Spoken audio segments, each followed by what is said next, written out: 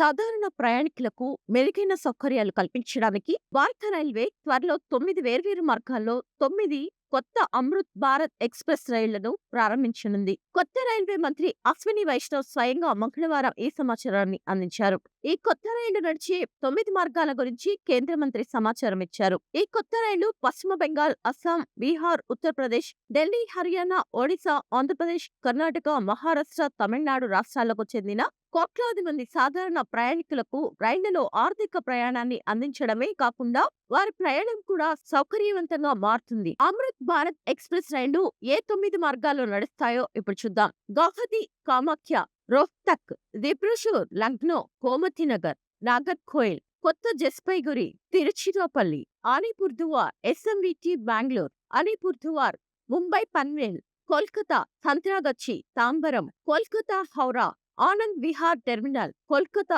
Sealdah, Banaras. Amrit Bharat express లో 1000 కిలోమీటర్ల ప్రయాణానికి ఛార్జీ రూ. 500. అమృత్ భారత్ ఎక్స్‌ప్రెస్ రైళ్లు వలస కార్మికులకు ఒక వరం లాంటిది. తూర్పు ఉప హిమాలయ ప్రాంతాల నుంచి దక్షిణ, పశ్చిమ మధ్య భారతదేశంలోని కీలక గమ్యస్థానాలకు రైలు కనెక్టివిటీని విస్తరించడానికి కొత్త అమృత్ భారత్ ఎక్స్‌ప్రెస్ సేవలు ప్రవేశపెడుతున్నారు. ఈ ప్రాంతాలు భారతదేశంలోని వలస కార్మికులు, సుదూర రైలు ప్రయాణికులలో గణనీయమైన సంఖ్యలో ఉన్నాయి. ఈ రైళ్లు దేశంలోని వివిధ ప్రాంతాలకు ఉపాధి, విద్య, కుటుంబ అవసరాల కోసం ప్రయాణించే ప్రయాణికులకు, ముఖ్యంగా పండుగ సీజన్ మరియు వలసల సమయంలో నమ్మకమైన, సరసమైన, సౌకర్యవంతమైన కనెక్టివిటీని అందిస్తాయి. అమృత్‌సర్ ప్రత్యేక ఆఫర్ గా ప్రారంభించిన అమృత్ భారత్ ఎక్స్‌ప్రెస్ రైళ్లు ప్రత్యేకంగా నాన్ ఏసీ స్లీపర్ క్లాస్ లో సుదూర ప్రయాణికుల కోసం రూపొందించబడ్డాయి. అమృత్ భారత్ ఎక్స్‌ప్రెస్ రైలు ఛార్జీలు 1000 కిలోమీటర్లకు సుమారు రూ. 500. స్వల్ప మరియు మధ్యస్థ దూర ప్రయాణికులకు అనుగుణంగా తక్కువ ఛార్జీలు, భౌగోళికం మరియు అవకాశాల లేకపోవడం వల్ల తరచుగా ఒంటరిగా ఉండే ప్రాంతాలకు కలుపుతాయి.